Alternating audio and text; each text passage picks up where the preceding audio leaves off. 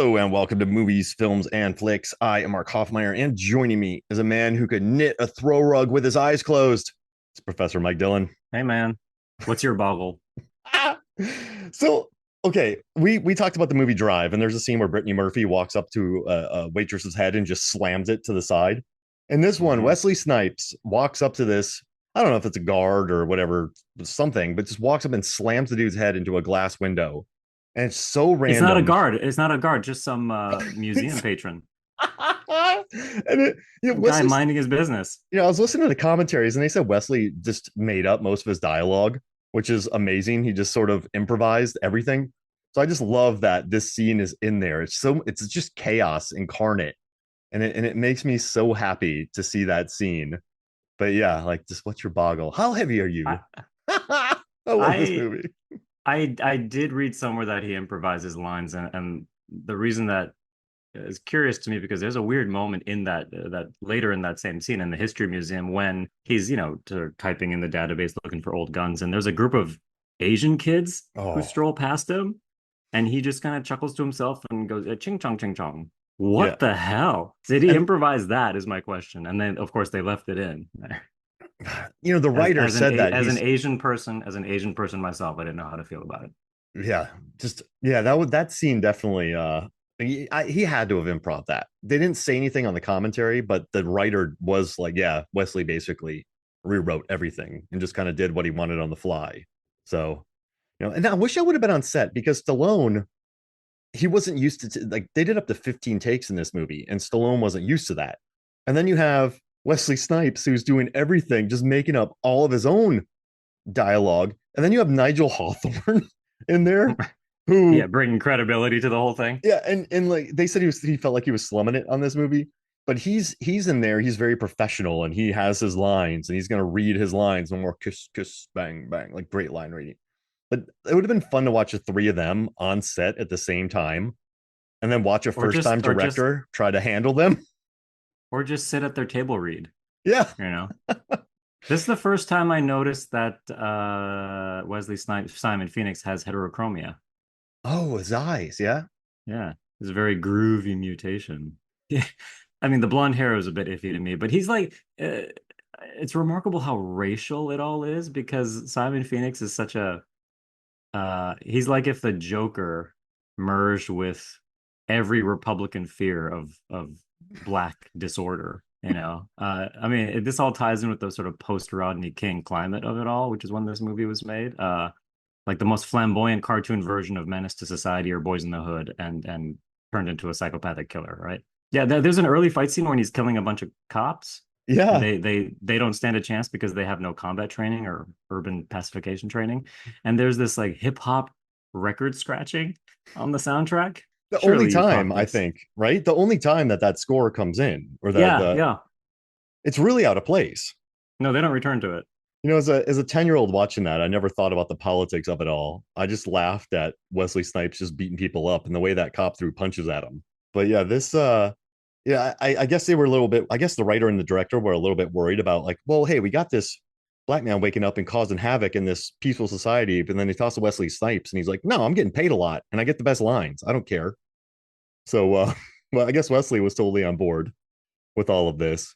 And hey, listen, before we get into this, there's something I've been wanting to share for a long time and I've never talked about it on the podcast. You want to hear it? Okay. So, Cold Stallone. I want to Mm-hmm. I want to pitch something to you. Stone Cold Stallone. Stone Cold Stallone. So get this. In like 93, he wasn't that hot. He was coming off of like Tango and Cash, like Lockup wasn't huge. Tango and Cash did okay. Rocky 5 wasn't great. Oscar wasn't that popular. Stop or My Mom Will Shoot, those didn't really do that well. So in 93, he just comes storming back. And then he has a real rough run of it from like 94 to, you know, till Copland 97. But in 93, he's in Cliffhanger, Rennie Harlan's Cliffhanger, freezing. In Demolition Man, he's frozen, just frozen stiff in it. Mm-hmm. And, as Wesley Snipes says, I hope my butt doesn't look like that in there, which is a pretty great line. But I was looking through his career and I pulled some stats. I did not cold or chilly or like really cold. When it's chilly, it's just kind of like I'm kind of cold. But you could plausibly get by with a long sleeve shirt. When it's cold, he needs a jacket. So I have three categories, but get this. In his cold movies, they average 193 million. His chilly movies average 93 million, and his hot movies average 130 million. When it comes to IMDb and the tomato meter, his cold movies have a 6.78 score on IMDb, whereas the chilly ones are 5.98 and his hot ones are 5.7. On the tomato meter, his cold movies have a 63% tomato meter average. His chili's 38 and hot is 35. And then I was looking through his career, and his first really cold movie was Rocky. And then he did Fist. Because of the freezer? Yeah, like he's punching, he's running, it's cold. He's like super cold. He's like bundling up. It's like cold when he's running. Yeah, the later Rockies, he's doing the training montage is like up in the snowy mountains, right? Yep, yep. If that's what you mean, yeah. And then in Fist, he's cold again. He has to wear a jacket. It gets really cold. There's a lot of snow. In Rocky 2, there's a big snow scene. Then he does Nighthawks. He's chilly in that. A lot of cold weather. But so it's Rocky, Rocky 2, and then First Blood, he's up in the mountains freezing. Then he goes to Rocky 4, freezing. Lock Up, he's cold. That's not the biggest. But then he does like Cliffhanger, Demolition Man. And then recently, Rocky Balboa, cold. Creed, cold. He's like rubbing his hands together. Guardians of the Galaxy 2, he's on an ice planet. And the Creed 2, he's cold again. So like whenever he's really cold, not just like in Expendables 2, he has a sweater, he's fine. Grudge Match, he has a sweater, he's fine. But when he's super cold, his movies on average do better. So when you say hot, do you mean like the Rambo movies that take place in South Asia? Exactly. Like over the top, like, or Tango and Right. Cash, he's sweaty all the time. The Specialist in Miami, Copland, he's not that sweaty. Driven, he's driving around and he's hot. There's a Spy Kids movie where he's around lava. Got it. So yeah, Well, you're nothing if not thorough. how do you feel about that? Hmm. How do you feel about those stats? I trust but verify, right? So I believe you. You've done the legwork, but I would need to see like an Excel sheet or something to actually see the arithmetic here because I'll share it with you. I I have a wonder. spreadsheet. Yeah, of course you do. I wonder if this could be cross-referenced with like geography. So whenever you say like, yeah, he's rubbing his hands together, he's cold. It's like, well, isn't that just because he's in Philadelphia in the winter? So if it's urban east of America, then those are the films that kind of do a certain way. But if he's in other parts of the world where the climate's a bit different, and that's the metric. I don't know. Maybe there's a Venn diagram you could be doing here. Do the Stallone map because he's cold in Russia. Yeah, yeah. He's cold in California. He's frozen in California. He's cold in space. I don't know how to quantify that because that's like a space planet with robot prostitutes. Could you cross-reference this? Maybe another way to look at it is not by how cold it is, but by so given the temperature, how much bicep does he expose? Because if he's bundled up, like how much bicep do we see? If he's bundled up, then that produces a sort of a graph. Interesting. No one when he does better with, but what's interesting in First Blood, there's a lot of bicep and he's just cold because he's not prepped for it. Oh, that's true. And I guess Demolition Man, he's Rocky, naked. Yeah, Rocky. Yeah. Well, Rocky, he alternates between being bundled up out in the street when he's jogging and then, of course, being shirtless in the ring. So I guess that wouldn't really work. But the whole stupid idea just came from me being like, 93 was really good for Stallone. He needed 93 to kind of put him back on track. And between like Cliffhanger was the eighth highest grossing film of 93. And seventh. And Demolition Man was the 12th. So it kind of put him back on top for a while. And it's deservedly so because both these movies rock. So, and then he heads into 94 for Specialist. When is Assassins? That's 95, huh? Yeah, so he has, let me see. And Dread is also 95. Yeah, it's bad. Yeah, he goes 94 Specialist, which I remember the entire marketing was just him and Sharon Stone in a shower. And that's like that's like what they marketed it as, just from my memories of being 12 and seeing trailers for that movie. Yeah, 95 Judge Dredd, 95 Assassins, 96 Daylight, which is good, but it didn't do great. And then he had like Copland in 97. Everyone's like, yo, this movie rules. But then he followed that up with Get Carter, Driven, Detox, Avenging Angelo, Shade, Spy Kids 3, and then he roars back in 2006 with Rocky Balboa, and then Rambo, then the Expendables, and his run just keeps going from there. I have a soft spot for Shade. I gotta say, he's not the main in it, but Oh, Shade. Okay. Yeah, I go. That's a Shade, yeah, 6.3. Shade's underrated. All right. I zapped through it to see if he was to see if he wore any jackets, and he didn't. So I didn't really watch it too much. Did you But leave out Ants? Isn't he in Ants? yeah, nothing animated because I'm pretty sure the ants have no clothes. So I don't know. He's not, like he'll never. I don't think ants wear jackets in that movie. So it's. Well, I mean, I would posit that if you want to be thorough, you'd have to do some research in terms of like how ants regulate their body temperature, like down in the ground. People will be Like reading this what's article and be well, like, what, "What is happening?" what's the average body temperature of an ant, of a soldier ant, and then determine whether or not it's relatively colder than the human body temp. Yeah, Listen, these are great notes. I'm gonna update this thing. I know I got a I expect a full sidetracked. report. Yeah. I know I got a sidetracked, but it's just I've had a lot of fun with Stallone's career because this is a guy who, he sold his dog, he sold a lot of stuff to go make Rocky, and then he started blowing up, and then his movies got huge, and then they got more bombastic, and then he was kind of on the not in the down and outs, but he had hits, and then he storms back, and then he had almost a decade of moderate to somewhat good movies, and now he's been back since 2006. Like this is a guy who he almost won an Oscar for Creed. So just watching the way that his Oh, career has he was robbed an Oscar yeah, for Creed. yeah, he was. Mark Rylance wins over him, even though Bridge of Spies is Was that great. who won for Yeah, Bridge of Spies? Right. Well, okay. No, that was his to lose that year though. yeah, he should Come have on. won that. He earned it, but it's been fun watching his career evolved, and watching this again and having just gone through so many different Stallone films within the last year. He's really loose in this movie in Demolition Man, and he clearly enjoys Sandra Bullock and and Benjamin Bratt. But I don't know if you noticed this while watching, but he seems just happy to be in this movie, does he not? Yeah, I think so. I mean, first of all, just before we get off of it, credit to you for having done the legwork here in terms of Stone Cold Stallone. It does seem like what you're saying is that maybe in an alternate universe he should have played Mr. Freeze, Oh my is gosh, what I'm hearing. Yeah. he would have taken the money. Oh But man, to answer your question, I think Demolition Man is correct to make him the straight man reacting to all the craziness around him, but himself not be cranked 11. Because I mean, fact of the matter is Stallone can't do comedy. He never could. A really relevant comparison here is Arnold Schwarzenegger, who knows how to be self-deprecating and understood how to lean into like the inherent absurdity of being this giant muscle dude with that thick accent playing the kind of roles he was playing, which is how you get Kindergarten Cop, right? It's how you get Twins. Whenever Stallone attempts to be funny, you get Stop or My Mom Will Shoot, oh. right? It's just comedy's not, you get Rhinestone.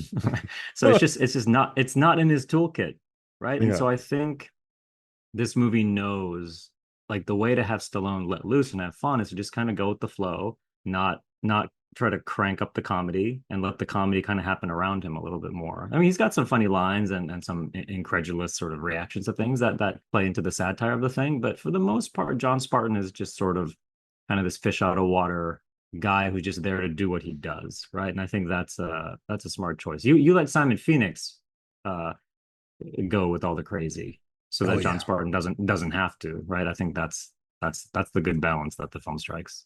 And I feel like Stallone, since he didn't have to try to be Ryan's, like play music or hang out with his Golden Girl mom, like just you could see him just reacting to things, like you said, his reactions, or he's like, I could knit a scarf like overnight if I wanted to. Like that's a pretty good little. But he just seems, I don't know. I like that he seems comfortable in this movie, and he seems to just like he enjoys letting Bullock work. He enjoys letting Phoenix Mhm. work. It's kind of an unselfish role, I think. And so just Yeah, he kind of melts into the ensemble a little bit more than maybe in some other stuff. Yeah, that's interesting. I have a challenge for you. It just came to oh mind. It's a mission if you choose to accept it, which is one thing I noticed about Stallone, especially in this film, is that when he has a fight scene, he really has like one go-to move, which is to just lunge at people, like to get a running start and just tackle them down. And I'd be curious if you wanted to do the legwork, like how many times across how many films does he pull that move? he really does lunge at people. Yeah. He has a good lunge. Like in Tango and Cash, he has some good lunges. he likes a long distance strike, Yeah, like in I think Rambo. Expendables are all Whoa. lunges. Yeah, Rambo I feel is more about stealth and using the environment as advantage, but like just a big beefy lunge, that's that's his like mercenary move. Just in my head, the fight against Stone Cold, when Stone Cold Stallone fights Stone Cold Steve Austin, which he got his spine wrecked on that one or back. He lunges at him. There's an epic lunge. When he fights JCVD's throwing spin kicks and he closes the distance by lunging at him. Mm-hmm. In the Mel Gibson fight, they both just lunge at each other a lot. So yeah. Oh, I like that. All right. New new assignment. Good. But what do you think about you know what I like about this too is the beginning, it's all about fire and just the explosion. And at the end, it's all about ice. Was Oh, that on that's nice. Nice. That's cool. was that on purpose? And there's a water fight too. So you have fire, water, ice. There's a lot of elements in these fights. I don't know if that's on purpose or it's just easier to fight a rain fight inside of a museum of, like with an old school LA exhibit. But there's a good water fight, there's a good fire fight, and there's a good ice fight. And also too, Yeah, you're oh missing sorry. Earth, but I guess there's an underground Oh action scene. I don't know if that's yeah. worth including, but We don't have any no, earth. I do know that. So Fred Decker of Monster Squad fame came in, I think, from what I understand, and wrote the opening because they didn't have it. Maybe you probably know this better than I do. Like so, the whole opening. So oh my God, the opening shot in literally in my neighborhood is just of the Hollywood sign on fire. Yes, it is. Yeah. Eerily deja vu. But of course, none of the surrounding woods are on fire. It's just a Hollywood sign, and it's just like, is it 1996 Los Angeles? Is like a hellscape. There's something kind of distasteful about it, given that the most recent imagery that would have been in people's minds would have been the Rodney King riots of 1992, when this film was probably gearing up for production. So yeah, it's all fire. And that building that gets demolished when Phoenix blows up, that's a miniature, right? Or did they actually demolish a building? Yeah, I think that is a miniature. Yeah, I don't think they blew Yeah, something up. it looks Yeah. terrific. Yeah. Hmm. The thing, so I yeah, that's remarkable. I didn't catch the sort of fire and ice thing. I did notice for the first time, despite having seen this film a bunch, which is Simon Phoenix has a little foreshadowing. He says something like, "Oh, I'd lose Yes. my head if it wasn't attached." I'd never caught that before. Yeah, he goes like I noted. I yeah, wrote that for the first time on my notes as well. yeah, I enjoyed hearing that. That's what happens when you like research these for like an episode of to record. You just like I don't think I've ever caught that, but when I heard it, I went, "Oh my gosh, that's amazing!" And then he gets his head kicked off when he's frozen. It just made me really happy. I have That's a another detail that I noticed for the first time that kind of blew my mind, but I don't. It would take us in a completely different direction. So just remind me. let's go. Uh, should I just go? Yeah, go. So it's about the sex scene, the virtual sex scene. I wish it would have been Uh, from her perspective, seeing Stallone be like, "Huh, what, what?" No, sorry, he would never well, do that. But so what's odd about it is that it's presented almost like a horror scene. yeah, Right? But the thing that I noticed for the first time that really befuddled me was, so she steps and she's like, "Do you want to have sex?" And he says, "Oh yeah." And she excuses herself and then returns to the room with this carrying this box, and she's wearing a nightgown of sorts. He's liking what he sees, and then she pulls out this like headpiece contraption and puts it on his head, right? And that's when he realizes something is up. But the one detail I never caught before is that when she places the thing on his head, she also hands him a towel and then sits on the other side of the room, and then they begin the synchronization or whatever. And I was like, what is that towel for? It really made me wonder. It's like the problem with the film with the three seashells, right? They yeah. conceptualize all of these new ways of doing things in the future, but they never really give us a sense of how these devices work. Like the fact that they never explain how the three seashells work is frustrating, I think. Would you want to And the know how same with they this work? toweling. I would, yeah, I don't Oh, think I'd need like a scene, but just, I don't know, some kind of, it's too abstract. Like I can't figure out like what is it about three seashells that like a bidet wouldn't do for you in a high-tech future? that's the final question of the movie, which I love. I mean, I guess the towel is just for, if we're cleaning up, I guess, right? Like it's not to get too graphic with it, but Not that's to a get too nice. graphic with it, but it really kind of is dependent on having a better understanding of like, well, what is the non-contact sex involving, you know, I never I picked mean, up on that. it's yeah, it struck me as really odd, and I mean, no more odder than the fact that they're about to have virtual sex, even though, like, as the fan theory suggests, like she's his daughter, right? So they said that they had lines Right. saying that she wasn't. So, but I guess I'm they I'm have. aware. I'm totally aware that, like, there's like a version of the script with an actual daughter who's like a character who he visits or something like that. So, like, the correct answer is no, she is not actually his daughter. But the way this film sets it up and presents itself, I've never encountered anybody who's seen Demolition Man and didn't think, oh, there's a twist coming. She's gonna be his daughter. Yeah, Um, that's definitely Despite the way how they play weird it. that would be. Yeah. What would that do So to the yeah, movie? That make it some like old boy territory. it would make it like a Park Chan-wook movie. Yeah, He should it'd make remake it really this. weird. Whoa. I mean, think about it. They're both stuck for many years in a place. They get out and they go out for like a quest of, one of them has a revenge quest, but they're kind of being played. Simon Phoenix is being played. He has like mind control. There's some good fights. And like, Hmm. Old Boy is just Demolition Man, which is something I Yeah. never thought So I'd say. the in terms of the daughter fan theory, the official answer is no, she is not his daughter. But the funnier theory is that yes, she is. Well, the way they play it, you just expect it. Like Yeah. everything we've been taught by movies, you're supposed to learn that that's his daughter because she's obsessed with the 90s. And then they do that VR scene. Okay, good. They didn't touch. And then you never learn it. And he smooches her at the end. That's one thing that oh, actually, sorry to switch gears again, but here's another thing I noticed. So one character actor in here who's really cranking it up is Bob Gunton. Oh, yeah. Oh, yeah. He gets the assignment. He's going full Bob Gunton in this film. But something that I'd never noticed before, which is that there's a shot in which Bob Gunton is squaring off against Stallone. He's calling him a savage or something like that, and they're eye to eye. And Bob Gunton is taller than Stallone. And I looked it up, and Bob Gunton is 6'2". Oh, wow. Did you have any idea? No, because in Shawshank, he's next to Tim Robbins and Freeman, who are pretty tall. That's what I was thinking too. But he always plays these kind of, I don't know, dare I say, kind of Weasley characters. Yeah. And I just thought that he would be shorter in stature because he plays such petty men in a lot of these films. And yeah, to find out that he's actually like towering over Stallone, that struck me as a surprising visual. Wait, he's in Bats and Ace Ventura When Nature Calls. Wait, and Broken Arrow. He has quite the I filmography. remember him in Broken Arrow, but Oh yeah, he's the guy who's funding it that gets hit in the throat by Travolta. yeah, He's yeah, just sitting down a lot that movie, so I never really picked up his height. yeah, probably the same here. It just he's taller than Stallone. I thought, hang on a second. That's got to be an accident too, because I think most actors are really good at like shorter actors. They're good at sort of, even Tom Cruise. I had to watch every Tom Cruise movie and figure out that his average height across all of his films.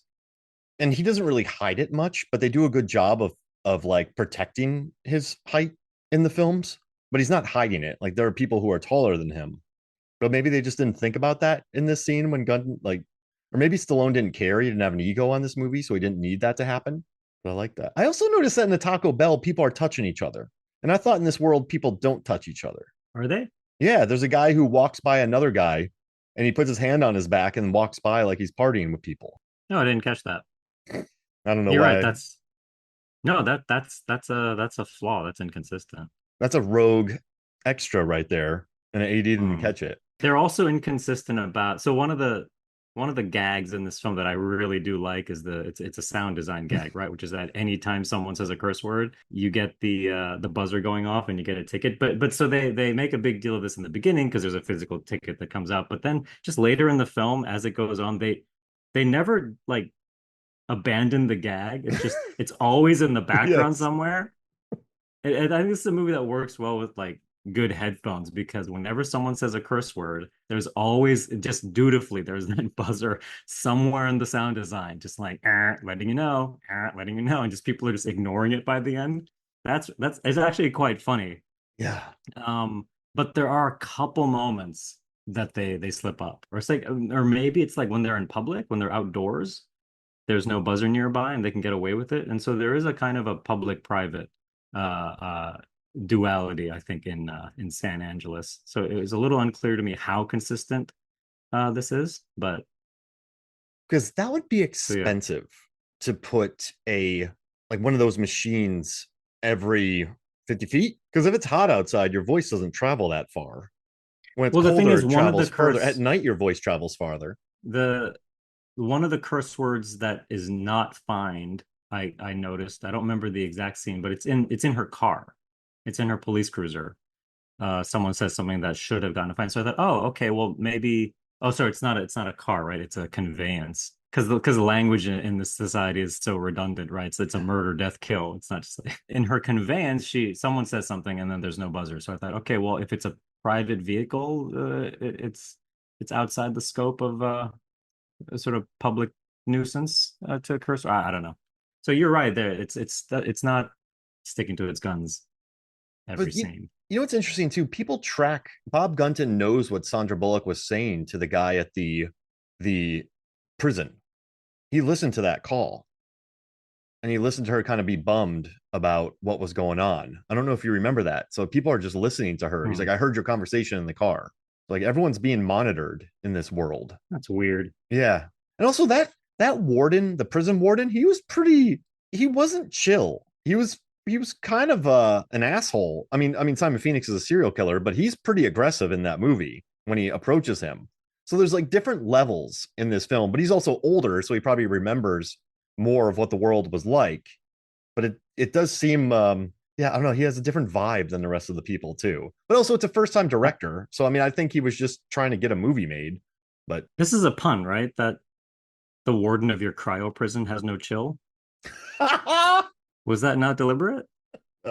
You can have it either that way. was earnest. And also, that cryo prison, when it blows up, that's going to save a lot of energy. That's a It's just like they're just going to be left with a giant pool of lukewarm water at the end, like waist deep in it. All these former convicts who are like groggy and waking up and we're like, where am I? Why am I wet? because think By the about it, way, hundreds of them in there. That's a huge popsicle, and there's always steam. They have to keep them at a certain temperature all the time for 30 years. The grid power, the energy that would take, they'd probably need their own substation. So it gets to the point where it's like, what is cheaper? Is it cheaper to keep all of these people frozen for, whatever that is? Like you have all these people frozen in this high tech structure, and no one else is getting refrozen. So they're just unfreezing and refreezing people, and they really have no interest in letting them go. So it's just like a huge energy suck for these people. they're also pumping data It's true. into the bodies as well, right? For like Yeah. And they're knitting. reprogramming or whatever they call it. Yeah. Shout out to my buddy Ella Gillis who worked on the set design of some of the frozen bodies, I think. I mean, the Cool. the movie's production design is really it's an expensive looking movie, Yeah. Yeah. right? It looks big. Yeah, I mean the director's like a modern art guy, right? It really shows because there's like an ostentatious design element to all of it. Like some of the costumes are ludicrous in the film, right? But it's a big movie with big sets and big stunts that make use of everything. Did you So I catch appreciate the that. Robert Longo reference? Because listen to our Johnny Mnemonic episode. Did you? There's a Robert Longo statue in the deep background of the museum that the I director didn't catch made. that. Yeah, the director made sure that there was a Robert Longo statue, so you could tell that he was a real visual guy by having Robert Longo art in his That's movie. cool. Yeah, before Mnemonic came out as well. Yeah, yeah. So yeah, if you look deep background, there's a Robert Longo statue in the museum of the film. But I mean, I certainly caught the Lethal Weapon poster, but that was a little harder to miss. The police chief from Lethal Weapon also makes a cameo, right? His name escapes me, but he in the beginning, the opening scene before we skip to the future. Oh, he's like, I'm tired of your Demolition Man stuff. Just giving Yeah, him the that riot guy. act. Yeah, isn't he a captain from Lethal Weapon 1 and 2? And I don't remember him from that, but I do love that it's there's an all it's angry all just captain in it. it's all just Joel Silver references. I mean, His the issue also, I mean, like Huxley, unsubtle Brave New World yeah, reference there, yeah. but womp womp. they keep talking about how Huxley is you're a student of the 20th century, right? She's really into the 20th century, but it's pretty clear that all she's really interested in is like the 80s. Yeah, you're right. Lethal Weapon, the Joel Silver era, pretty much. Pretty much. Yeah. Yeah, she watches Jackie Chan movies because they're somehow legal, even though everything else that's considered uncouth it has been outlawed. So they say, oh, oh, Lilina Huxley, your office is just a walking violation of the Contraband Act or something like that. It's like, oh, whatever, smile and shrug. It's like, hang on a second, should you be collecting all these things not in your home, but in your office at the police station? She kind of runs that place though. So I wonder if she's just so nice and just ignores everybody and they don't do anything. If that makes sense. She's the only competent cop on there. She is. When they track people down, she knows how to do it. Yeah. She helps get the Demolition Man out with help with Bill Cobb. But she's actually a decent cop and she can fight. Listen, Sandra Bullock, she's How really, great is Sandra oh my Bullock? gosh. Yeah. Is it fair to say this is the biggest thing she's done up to this point? Yeah, Because Speed yeah. is 94, While You Were Sleeping is 95. Love Potion number 9 she was in, but that wasn't big. Yeah, this is the thing She's that in the made her pop. Vanishing remake. Yeah. She And we've talked about this before with when we discussed Brandon Lee and others, but for some actors, uh, like these 90s films are really early in their careers, and it's always fun to ask, is it clear that this person had something that would eventually make them the big stars that they became, right? So can you see why people wanted to cast her in bigger and bigger things based on this performance? And I think like emphatically the answer is yes. just she listen, between this and Speed, she popped off the screen. She was something different, I think. And also she wasn't like horribly objectified in either movie. Hmm. She's funny, she's competent, she's cool. Like in Speed, she's cool as hell in Speed. Just driving the bus at 50 miles an Hmm. hour for a couple hours, like very capable, super cool. In this one, she's knocking. I mean, she loves muscle cars and she can knock people out and she loves action movies. So she's very much so like written by a man. But the way that she plays it, like the part where, why do they speak to each other like that? And she goes, oh, this way insecure men talk to each other. So she Hmm. still has some industry. She's the one good cop, but just her, I'm telling you, there are scenes where Stallone just looks delighted to be there with her. And when he's eating the rat burger, watching her face when they're talking to Leary for the first time, just Bullock in the background is pulling faces that just made me smile. And yeah, she just, you know, sometimes you watch a movie as like Murphy and Beverly Hills Cop or Julia Roberts and Pretty Woman. I think between this and Speed, and she has a lot to do because Spartan is frozen for a while. He gets frozen. We get Phoenix out, and then we spend a lot of time with Bullock. But like 30 minutes in, he comes out of the cryo freeze, and then it becomes very much like a Stallone action picture. He becomes a cannoli in a car. There's good writing in this movie, but they really give her a lot to do, and she just owns it. Like she just should be there. But yeah, this was you watch this movie and then you see her career, and it's clear as day because she's awesome in it. Yeah, and her story also has there's like it's much buried in the film because it becomes about two guys punching each other. Yeah. But there's a sort of, I'm curious about because, and I want to talk at some length about San Angeles as a society and what its kind of rules and norms are. But there's this kind of strain of sexism, lingering sexism in the society because she's presented as this like ingenue, even though she's clearly the one competent person on the police force. And so there's this kind of subplot about her journey and earning acceptance on the police force because you've got like Bob Gunton, who's this sort of like domineering, fascistic police captain who doesn't really give her the time of day. And then she kind of earns that acceptance by the end. And I guess you could say it's unfortunate that at the end she kind of has to her worth is proven by her coupling with a heterosexual romance. So like, okay, well we have to go there. But there's one moment that I really like that Spartan.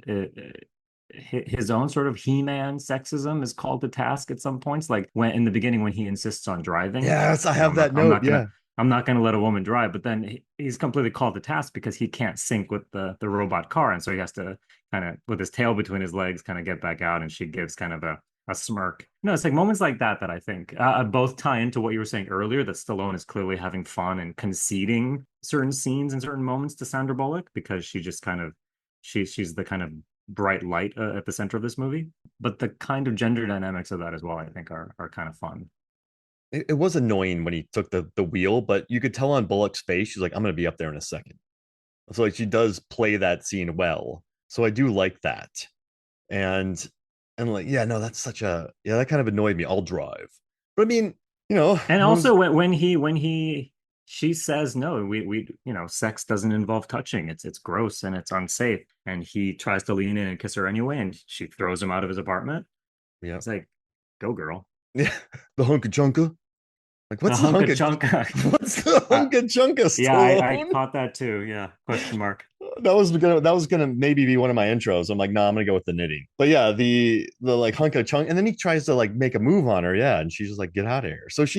But I think it's just force of nature of her in this. I think maybe if it's another actor, they're not gonna pull that off that well. But she Forces of Nature, you starring know, Ben Affleck. not that movie. Jeez Louise.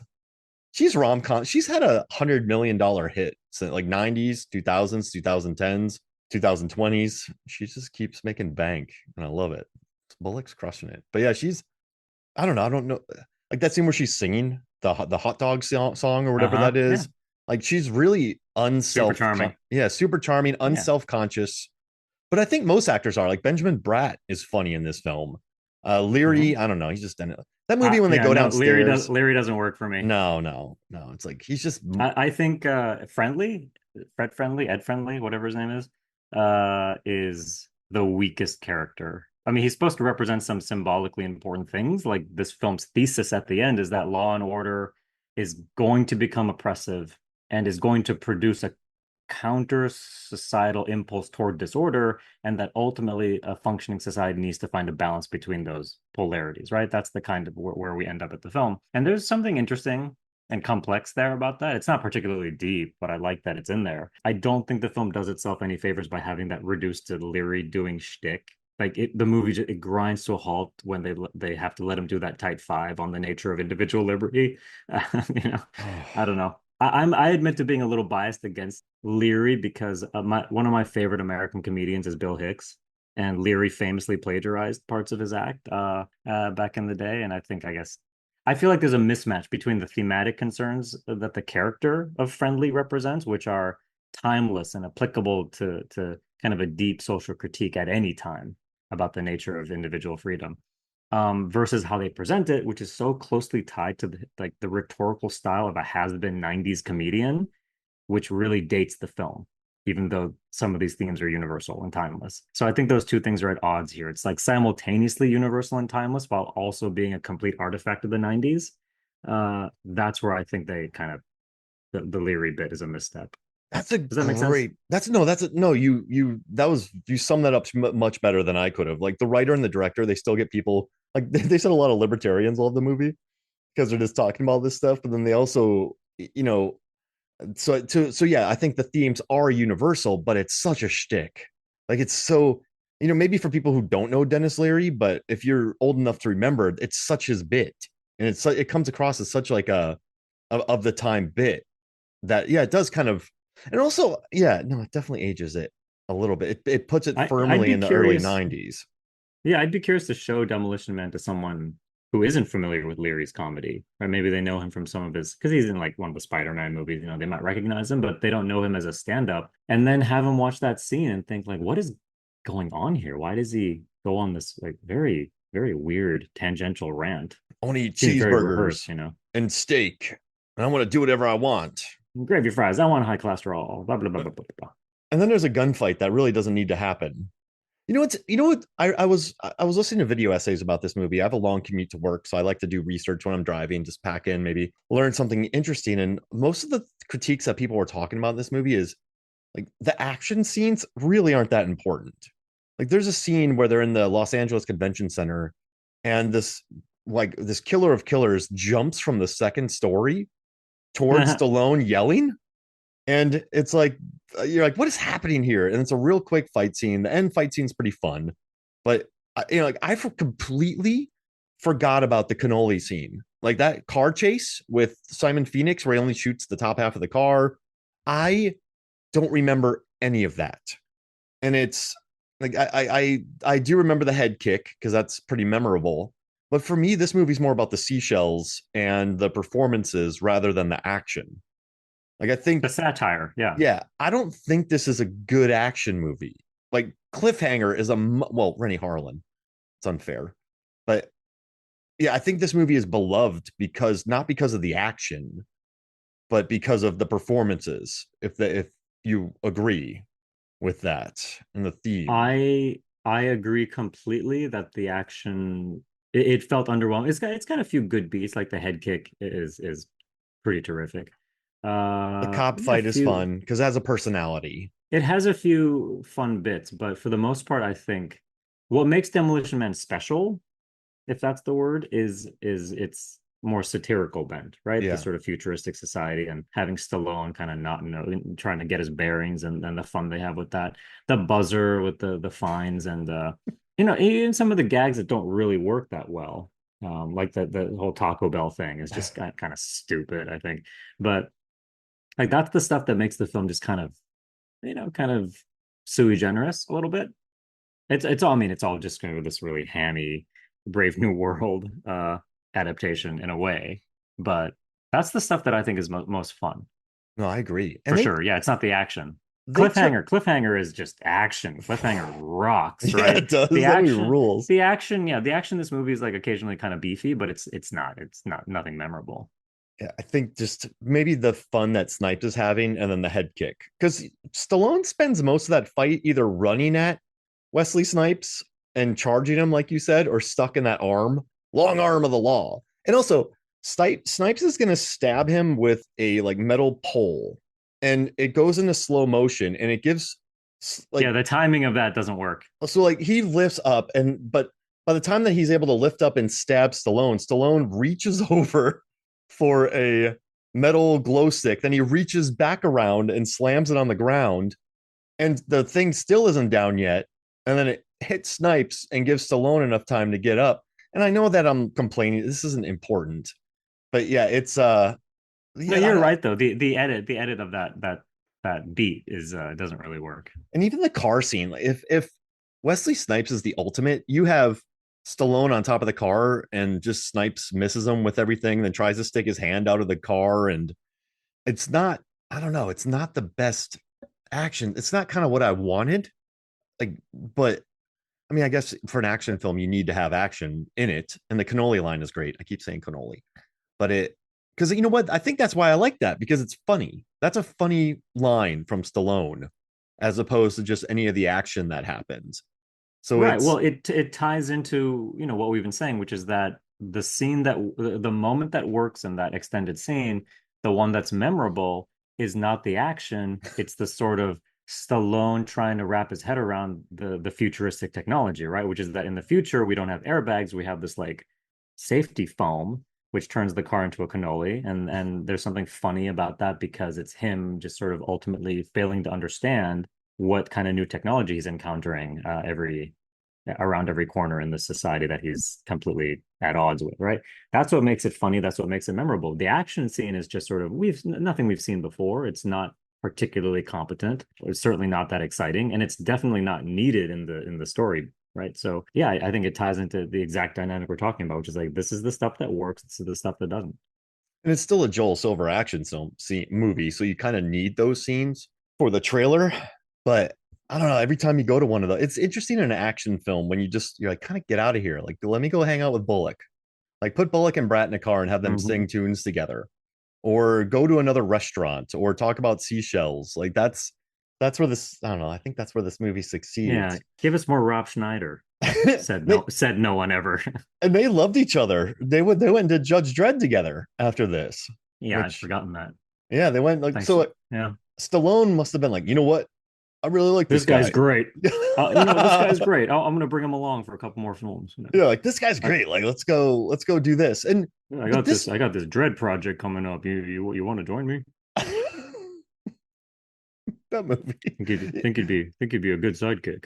I was the most I was I was probably the most relaxed movie at 13 years old. I was I was down for any movie. Any movie play, I'm like, I can find something good about this film. Well, I remember watching Judge Dredd in like the final seat with a fight with like Amand or Sante. And I love Streets of Fire. Diane Lane, yeah, she's great. Hmm. She's cool. But I remember watching that movie and just being like, this isn't it. Like even at 13, I remember watching Dredd and going, yeah, I don't know about this one. It didn't it didn't hit too much for me. But yeah, that's but I kind of love, yeah, he met Rob Schneider on it. It was like, I love this guy. You're coming with me. But also too, the pedigree of this movie.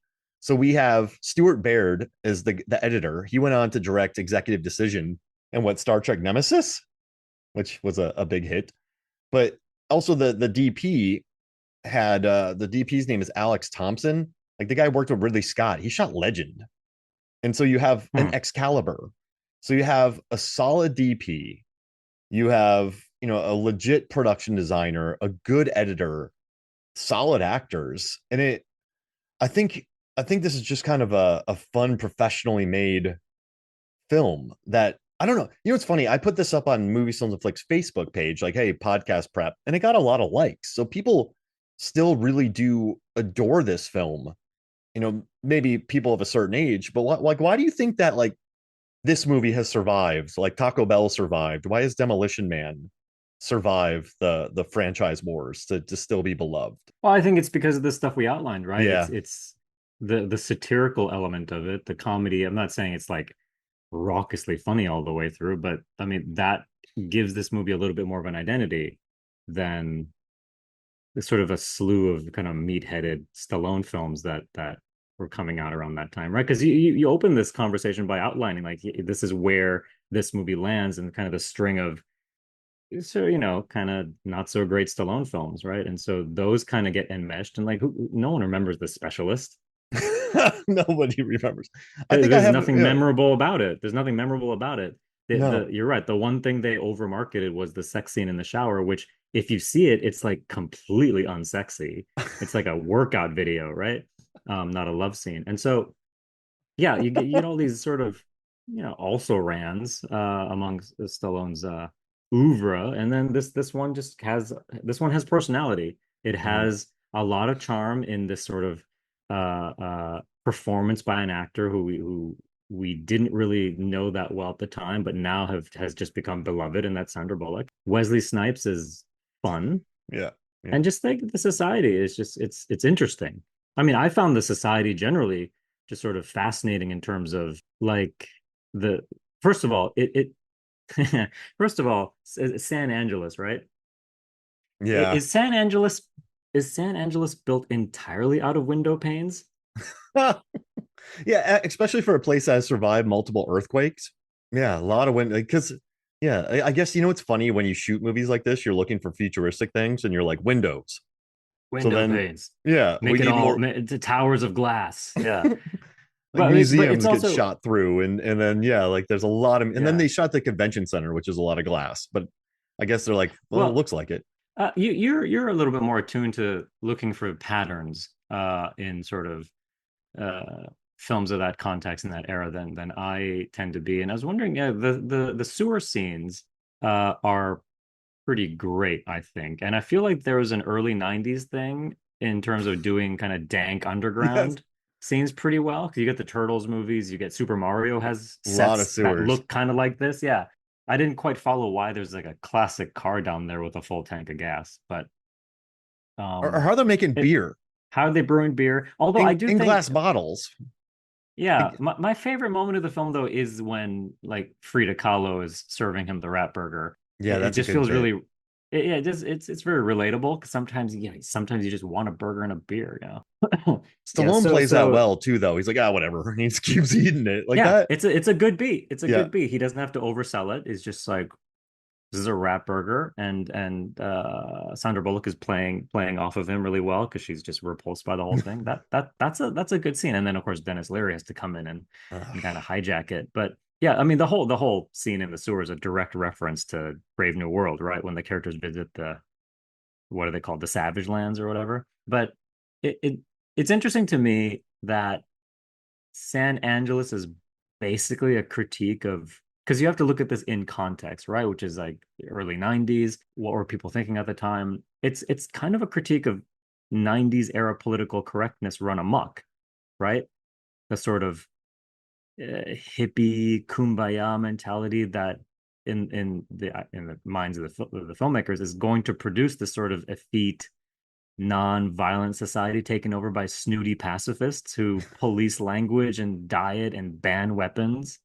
It's like this, yeah, and they engage in kind of newspeak that stretches any pragmatic use of language. Yeah, it's basically what the right, the political right, accuses the political left of, and which is why the solution is to bring this like old school lawman to set everything right, and like that's kind of a trope, the Dirty Harry trope of like this fantasy of power and police and a particular vision of police that's like, no, sometimes you have to bend the rules in order and you got to go rogue in order to protect society. You got to send a maniac to catch a maniac, right? Yeah, yeah. That's a pretty right-wing trope. But at the same time, though, and I wanted to get your opinion on this, at the same time, abortion is illegal and sex is forbidden unless it's for procreation, which is an odd mix because it does seem to nod toward American conservatism. But then again, at the same time, it means that the act of sex is completely mired in bureaucracy and paperwork and like needing to go through a registration process, which also feels like a conservative satire of the left, or right, what people call the administrative state, which is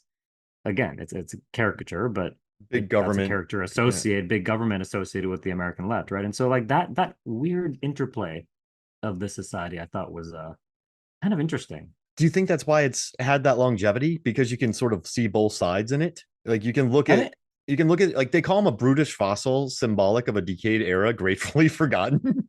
So like everyone is kind of looking at him, just be like, this guy is a lot. And like, Bullock is even offended by him at times, even though she kind of likes him. And then, I think it's so far out there too that's hard to be like, I believe in this message. Like I think it's just a funny idea, and then they put some things in there, but it's not explored enough to be like it's not explored enough to be not age well. You can still watch it and get a laugh because of just the basic idea of it, but I think it balances it like aspects pretty well. And also like name drops Brave New World. It's pretty self-aware. So it's kind of well written, and it has some good jokes about like toilet paper, and so it somehow blends like potty humor with violence with some satire.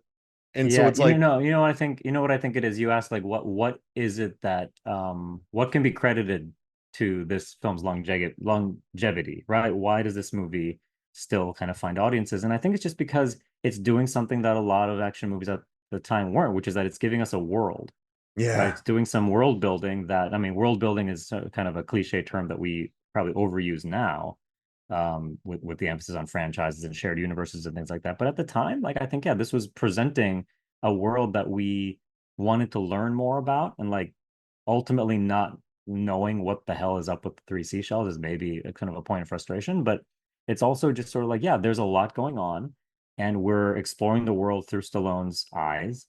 And this could have lent itself to sequels or films that sort of shared universe films that we could have stayed here, and then it just would have been, yeah, kind of fascinating. And I think that there's a charm to that. I think that is probably responsible for why this film still works in a lot of ways. and Stallone isn't a total dirty Harry. Like I know that they blow up a multi-million-dollar mall. And that's a great line. You blew up a multi-million-dollar mall for a $25,000 ransom, and the girl goes, "Fuck you, Like, lady." fuck you, lady. That's a great, Good answer. yeah, Yeah. that is a great line. So like he's this guy who he's not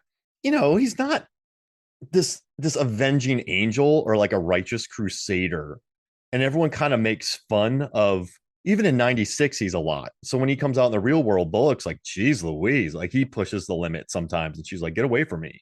So he's not this, he's almost making fun of that action archetype, and like Last Action Hero did it too, but in a much crazier way.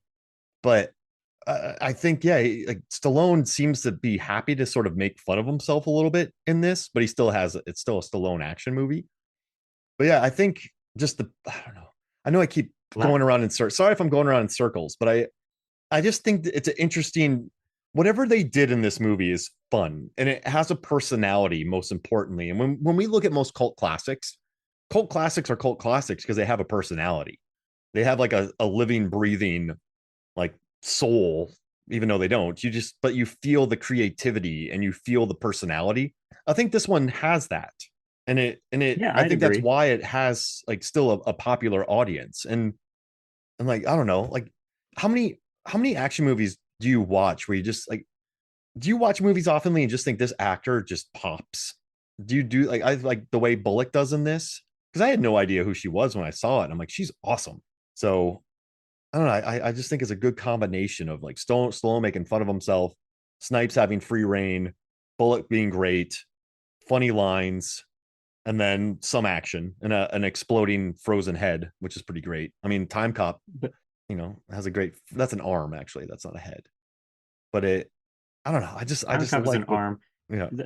The Last Action Hero is a great comparison now that I think about it, because both of them are about these men, these sort of archetypes of law enforcement. Because he's a cop, right? Jack Yeah, yeah. Slater, is that him? With an They're angry, both cops angry captain. with an anger captain. So they're these kind of cliches, but they're also men who move through the world through violence, right? Just sort of Hmm. righteous rogue. I mean, they work on behalf of the police, but they're also completely, you know, marching to their own drum. Who inexplicably and unexpectedly find themselves in a society in which the kind of brawn that they use to solve problems is it doesn't really work. Like this is not a world in which this kind of behavior makes any sort of sense or is even remotely acceptable, and they're trying to have to navigate that. Of course, the kind of the narrative, of course, resolved itself by them returning to some kind of normalcy, right? Because Stallone is ultimately vindicated because he doesn't have to adapt to the society. He ends up using all that brawn and violence to solve the problem, and he's kind of hailed as a hero for it. So there's no real reckoning with like what do I do and how do I adapt. That neither character really has to contend with those difficult choices by the end, but nonetheless, they're similar, right? In terms of both are consist of these sort of 90s big muscle guys having to contend with societies that don't really relish what they have to offer. And the fact that both of those movies came out around the same time and they're both kind of self-deprecating, like that's a really interesting juxtaposition, I feel like. And I think, I mean, Shane Black got paid a lot for Last Action Hero. They built a rocket to shoot into space, and like that movie was a little. What's the remember in Bowfinger when he's like, I pushed Cliff off a cliff. It's too cerebral. Like I think Last Action Hero was a little bit too cerebral, if maybe that's the wrong word. But this I one's feel like it's been a long time since I've seen Last Action Hero. I feel like if I rewatched it, there'd be a lot to enjoy oh yeah, because it's not it doesn't succeed in what it's doing, but it's doing things that are just kind of fun and interesting. And I mean, it's like it's a McTiernan, right? yeah. There's a lot that should have gone right with that for whatever reason just kind of went off the rails. But It's better when um, you're older. Like when I was 11, I didn't get anything that was going on. I didn't get the jokes. I just wasn't that. But when I watched it a couple of years ago for the Movie Sons of Flicks podcast, I loved it. I had a really good time with the movie. But that a couple decades removed from when I watched it, and a lot more knowledge of the action genre and John McTiernan and what was going on. I think in context, when you know more about Last Action Hero, it's better. But I think you could go into Demolition Man and just enjoy it with no information, like right. no like you don't have to understand action cinema and the jokes of action movies to like Demolition Man.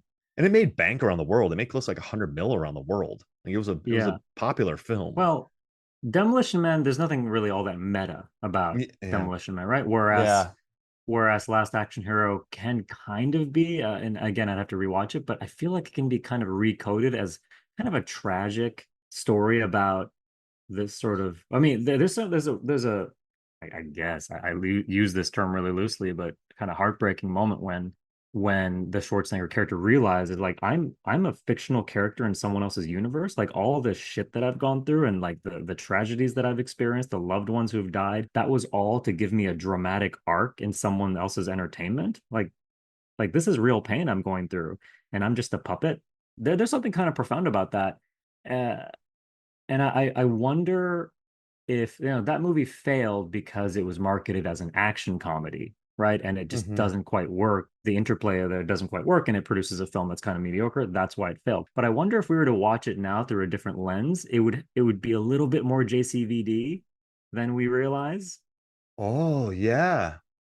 It would have kind of a strain of that in terms of just like an action star coming to terms with his own mortality, his own sort of very volatile relationship with entertainment and the press and things like that. And it's just kind of a giant star coming to terms with the the very fragile nature of his own fame, because his I'm indestructible on screen, but in the real world I'm flesh and blood, right? And that dynamic I think is in there. It's not foregrounded, right? Because it's too busy being an action comedy, but there's some deeper things going on in Last Action Hero that I think are maybe worth re-examining. I need to watch it again now. So do I. I got it We in should a do it. 20 pack. It was like $10, $15 for like 20 to something action movies, and it was in there. So I was like, don't mind if I do. That was in there. SWAT was in there. Basic, a few other movies. But yeah, it's kind of at the point Hmm. where it's in a box set of 20 other movies now. But at the end of this film, when Stallone, Leary is talking about, we're gonna go get drunk, we're gonna get wasted, we're gonna do all this, we're gonna do all that. And he's like, well, why don't you guys just meet in the middle? Like that was so he does win with his brawn and he does become a hero, but he's is that a good move though? When he's like, let's meet in the middle. Let's not do extremes. Is that kind of redemption for him? He kind of gets both ways now at the end of this, or no? He's just gonna go blow people up. I don't know that he's gonna go blow people up, but I think it's odd to have someone reach that epiphany of like, you know what we really need is cooperation after he's gone and just like destroyed his way through everything, right? He's just a tornado of destruction. It's like you're not the best spokesperson for reaching across the aisle, I would say. Yeah. So I think it's a case of this movie kind of having its cake and eating it too. It's also very Rocky Four if you think about it. That speech he gives at the end, right? Yes. The world's gonna be great. And that one guy who keeps working for different people moves on to working with Dennis Leary. And he's like, yeah, you look like a couch. I think he says, and what's with your hair? That was another bit. They just let him do 90s bits, Dennis Leary, at the end when he's doing his bit again. Yeah. Yeah. But Dennis Leary said that Stallone had his own driving range on this movie. And like he had a golf coach in between downtime. And so whenever they were like not shooting, Stallone would be like, Leary, you want to go hit some balls? And then Leary also said that Snipes wanted to do his own stunts, but then like every time when he rapped, they would bring in and reshoot it and do the stunts again. I don't know if he's telling the truth, but this is part of one of his movies where he said that was going on set. But I mean, that was kind of the nine. That was the. This was, but I think remember when Jim Carrey got 20 million for the Cable Guy? I think people started to question the star system a little bit, but at this point, I think we still had those big A-listers who had golf ranges. Like that was kind of the this was the era of the star, I think, with Julia Hmm. Roberts. Like, Will Smith wasn't big yet, but I think this Arnold, I think that doesn't seem that odd on this film, if that makes sense, because you had two big stars in this film. So I guess it sounds Yeah, crazy now, but it makes sense in regards to the 90s. it's totally. I'm not putting much stock in Dennis Leary, but I think completely credible. Yeah. Okay, cool. I Do like you that. know about the? I have a question for you, Yeah. which is, what fast food joint would you have wanted to win the franchise wars? Oh, fast food. Do you know about the whole Taco Bell Pizza Hut thing? Yeah, Just a Taco little Bell, trivia Pizza for you. Hut, and KFC, they teamed up. Well, so if you And they all watch have this film Pepsi. as I did, yeah, if you watch this film internationally, so like the Europe and so the Eurasian markets, it's not Taco Bell, it's Pizza Hut, because I guess they're owned by the same sort of corporate parent, but Taco Bell is not really a thing outside of the US, and so no one really understood that reference. And so if you watch this film as I did overseas, they ADR the Oh. word Pizza Hut into every time they say, "Oh, we're going to meet Cocteau at Taco Bell," so they ADR it Pizza Hut, and they use some effects to change the logos on the buildings from Taco Bell to Pizza Hut. I know they switched that. And Pizza Hut was expensive when I was in, like living overseas. So I don't know if that's as much as a stretch for people overseas with Pizza Hut, right? Like Taco Bell's funnier, I guess, because Taco Bell won the war. There's something funny about Taco Bell is such like trash Mexican food, if you can even call it that. But then when you get to the restaurant, it's like super bougie. Yeah, yeah. like conceptual small plates of food, right? There's like one insert shot of the food that he's being served, and it's like it's not Taco Bell. It's just some kind of modern art cuisine. So what fast food place would I want, like selfishly, just to Sure, yeah. oh, Remember, it's the only thing available so the for the only end of thing time. Yeah. available. Does Chipotle Yeah. count? Yeah, why not? I mean, I like that place. They I've have never they, been to Chipotle. they have chicken, they have beef. It's like pretty good. They have salads, chips, beer. They have a variety. Like I wouldn't like Chick-fil-A is fine, but I don't know if I want that. There's not really a variety. So yeah, I'll do that. I'll do Chipotle. Maybe I'm crazy, but I'm taking that. Or no, wait, Panera. Okay. That's it. Panera. That's like they have cookies, they have pastries. I like their coffee, sandwiches, salad. No, I'm doing Panera. That's it. That's my answer. Got it. Not Sbarro. That's like good once a year when you were in the 90s in a mall. What about I you? have another. Oh, well, I'm a big fan of I go to London a couple times a year and I make sure to stop by a fast food, like a chicken joint that's really popular out there called Nando's. Oh, I don't know if Nando's. you're familiar, but yeah, So check Nando's it will out be if your you're ever spot. out there. All It's right. like peri chicken. Yeah, it's pretty great. So I Um, I have Panera and you have I mean, Nando's. yeah, I mean, gun to my head. I will say, so we have what's called In-N-Out Burger out here Oh in yeah. California, which I find kind of overrated, if I'm being honest. Sorry. But I was in San Antonio a couple falls ago, and we drove by something called a Whataburger, Mm-hmm. which I'd seen referenced in some films. And I thought, oh, that's like a Texas thing. Let's swing by. We can't get that anywhere else. And damn, one of the best fast food burgers I've ever had. They make it fresh. I was very surprised by how good that was. So sorry to be a California local, but if you gave me the choice between In-N-Out and Whataburger, it would be no contest. I'd go with Whataburger. So that wouldn't be, maybe that's the contender for We're the franchise wars. I don't know. we're kind of flopped because I had a Whataburger in Tallahassee when I was going to college, and so you will go get Whataburger. And then when I started doing working conventions, like comic conventions and food events in California, I would always find an In-N-Out burger because it was just a treat when I was out there and it was fast. Mhm. So I think it just depends on where you live, right? The region where you're at. Like maybe you go get a Yeah, exactly. Culver's because like you don't have a Culver's near you. So it's kind of like where are you in Well, relation? okay, so that brings up this other question I have, which is San Angeles. What do you think the rest of the country is going through in the Demolition Man world? Because it does seem like San Angeles has kind of splintered off into its own republic and isn't directly under any sort of like federal oversight. But then Someone's coming again, in there. if what prompted the society to transition into what it became is this devastating earthquake, then it stands to reason the rest of America is functioning more or less the same as before. So it's like, is there commerce between other states? And do people migrate like in and out of California? That confused me a little bit. Yeah, you can't So, do so that like, worldwide. well, I have this pet theory about the Mad Max universe, which is that Australia has become this, post-apocalyptic wasteland where people fight for gasoline and things. But my theory is that the rest of the world is actually just doing just fine and hasn't changed a bit. Just stay away They've from just, there. yeah, they've just quarantined off Australia as they get let these weirdos kind of sort it out. So I wonder if like the rest of America is just sort of completely unchanged and just kind of normal. I mean, it would get run over though if you come into San Angeles. If like let's say a bunch of people from Ohio load up in a bus and they're just want to drive to San Angeles and run amok. Anyone could do it, and we don't see any of that happening in. Well, maybe there's checkpoints where you have to turn in your weapons before you're allowed to come in, sort of like Gene Hackman in Unforgiven. Yes. Great movie. I've been on a Gene Hackman kick. I bought Narrow Margin. I bought Prime Cut. I bought Night Moves and the skiing movie with Robert Redford recently. I don't know why, but I'm on a Gene Hackman cut. I'll go back Oh, to this movie. R.I.P. But yeah, I just don't think.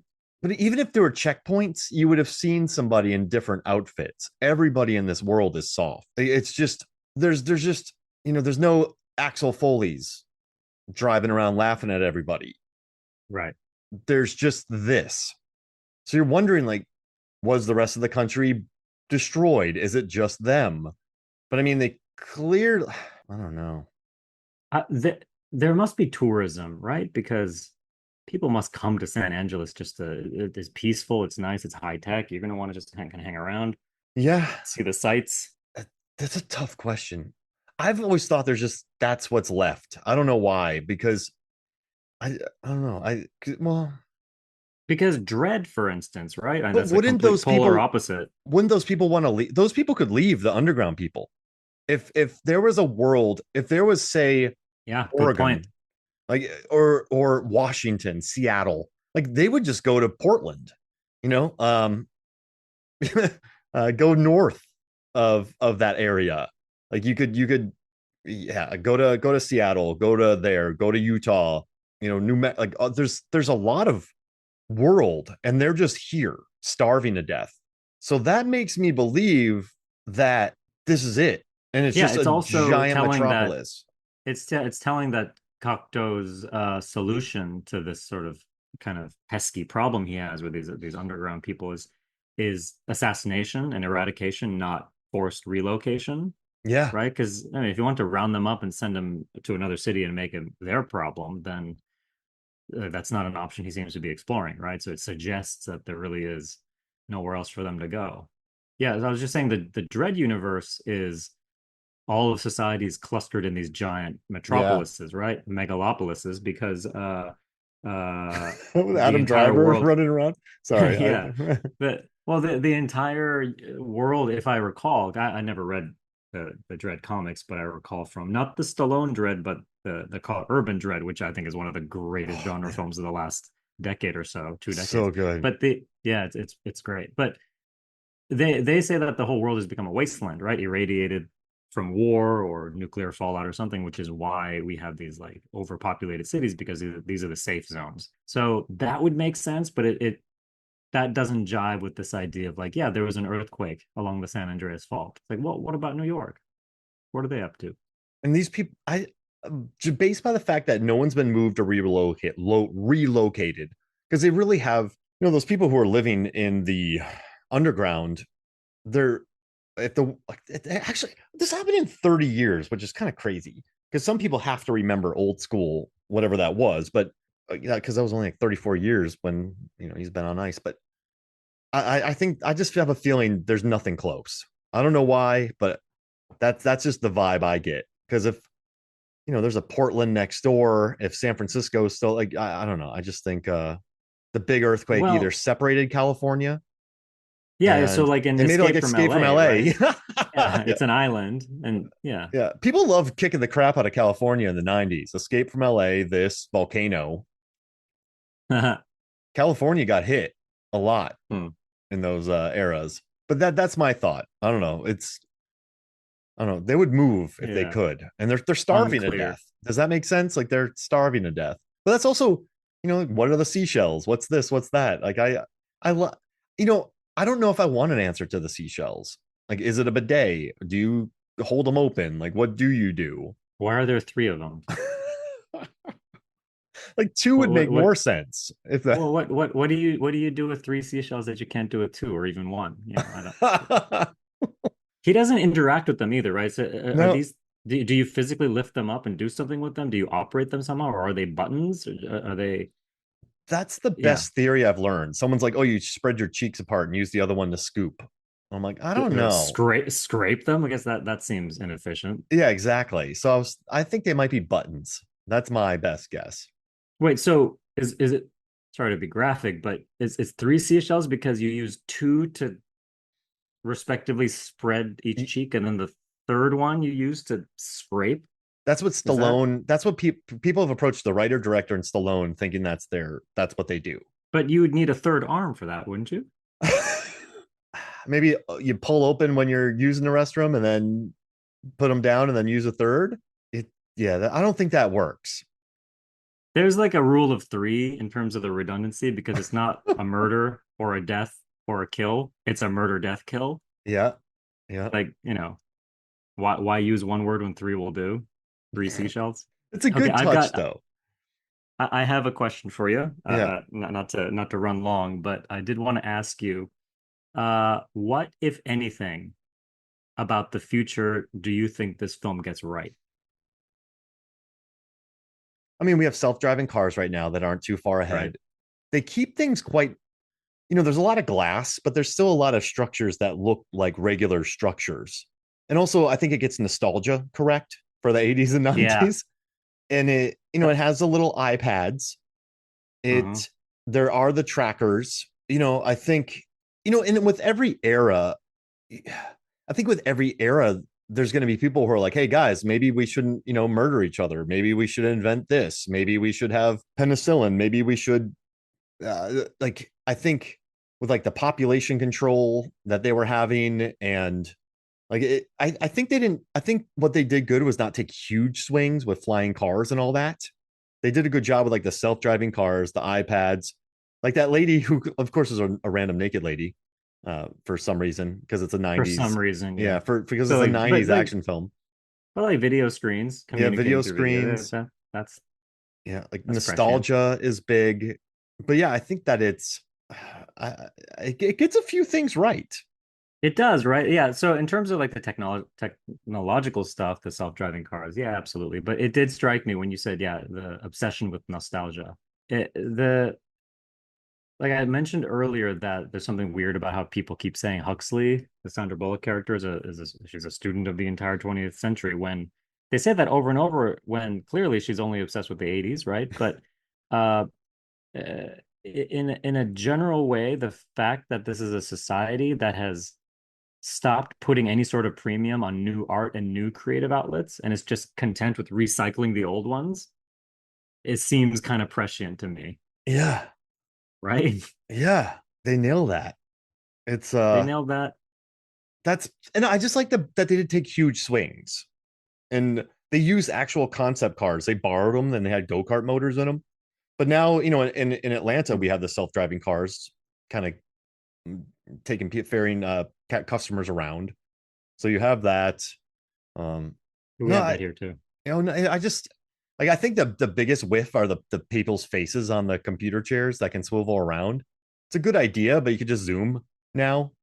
But that's still an interesting way to, showcase a meeting. I think in the 90s, in 93 especially. But there's I don't know. Well, one thing that is almost there, but not quite. It's interesting, but it does whiff is the no handshakes and no physical contact.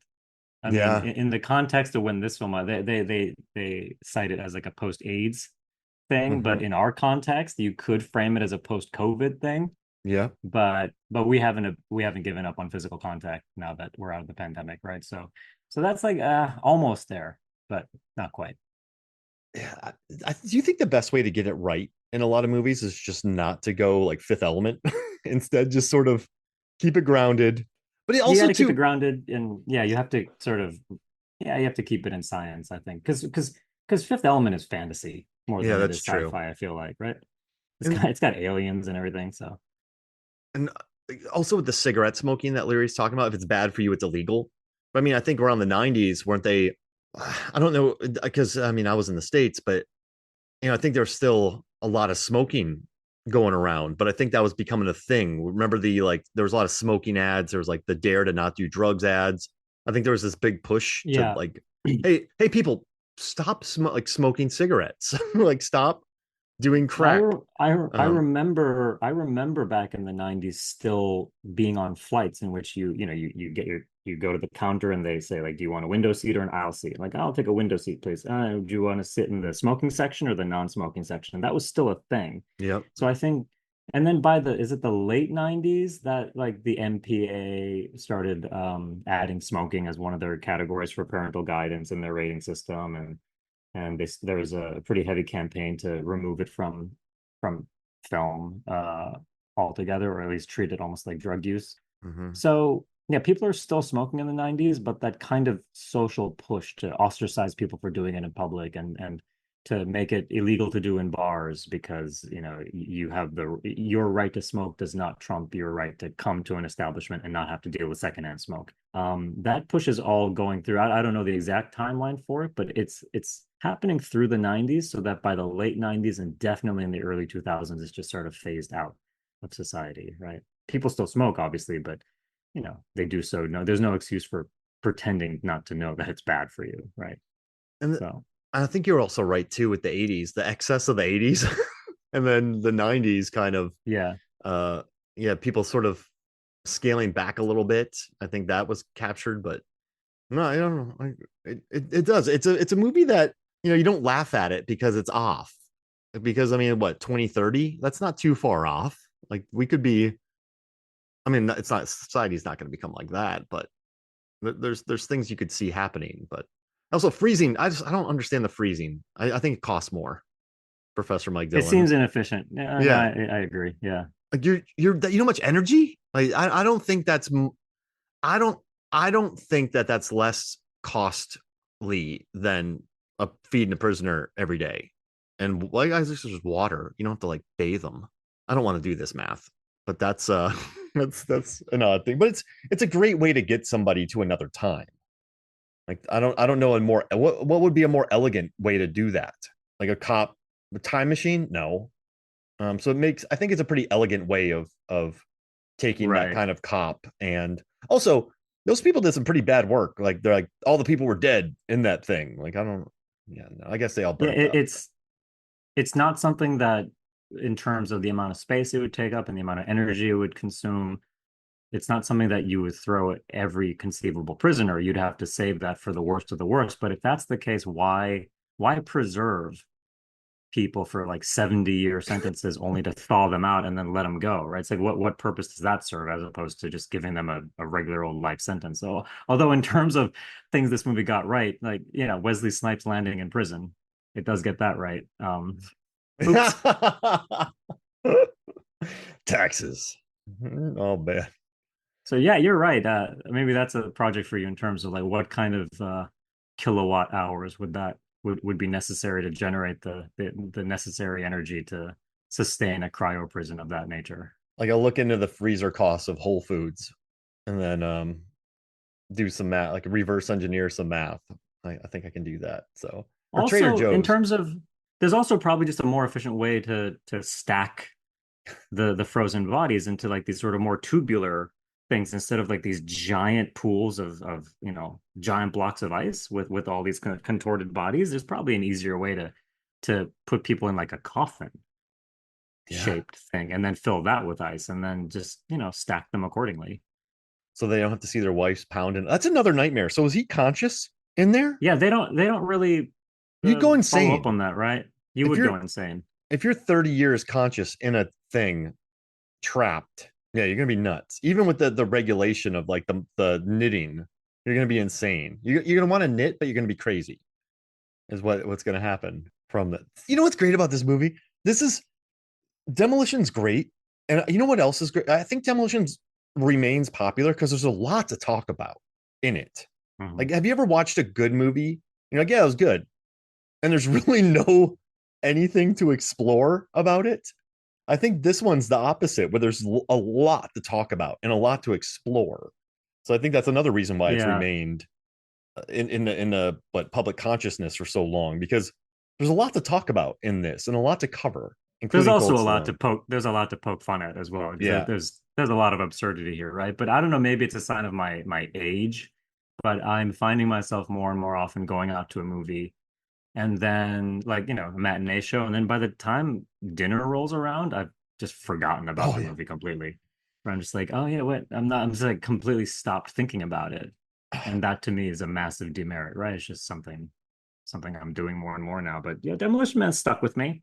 I don't know how many years it's been since I last rewatched it, but at least a decade or so. And so, yeah, getting to rewatch it and revisit it was, I mean, there's bits of it that are like a lot cringier than I remembered, but yeah, this one's fun. I remember watching Superman. I watched Superman last week and then on a Friday morning. And then by Sunday, I went, oh yeah, I saw that. I think I completely forgot about it on Friday, Saturday. And then I saw a commercial or a banner. I went, oh yeah, I saw Superman. So I know exactly what you're talking about when you watch a movie and you just completely forget about that thing. That's why my top 10 at the end of the year, I just based on the movies I remembered or I think about that made somewhat of a mark on Made me. an impression. Yeah, yeah, Yeah. I'm kind of the same way. Yeah. I mean, it's also, I think it makes a certain kind of sense because the older we get, the more movies we've seen, Yeah. right? Just our list grows. And so the more generic something is, the more it feels like product. Something that, I mean, nothing against James Gunn and Superman, but it's in a familiar genre. It's just kind of doing the same thing.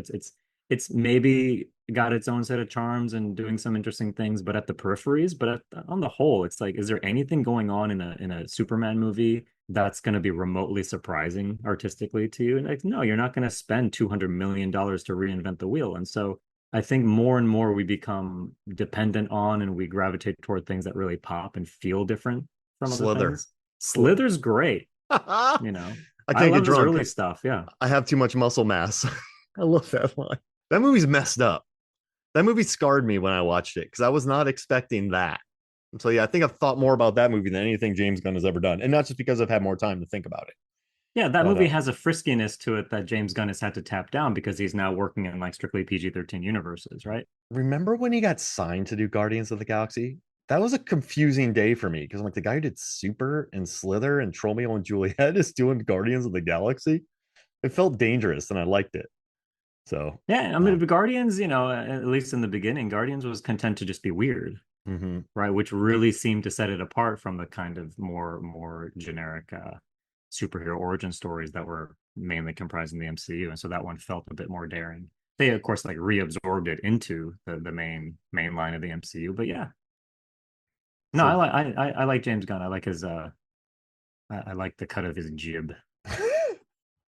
well, this was awesome. Thank you. I'm glad we did this, and yeah, it was fun to explore this movie again. And you gave me an excuse to bust open my Arrow video that I have of it, so I had a good time doing that. Always a pleasure. What Be do we do? well. What do we do? We're doing third from Dusk Till Dawn because we have two movies left on the list you sent me. We can talk about it later. But hey, thank you so much for joining me. So for me, Mark Of Hoffmeyer, course. and for Professor Mike Dillon, this is Movies, Films, and Flicks. We'll see you next week.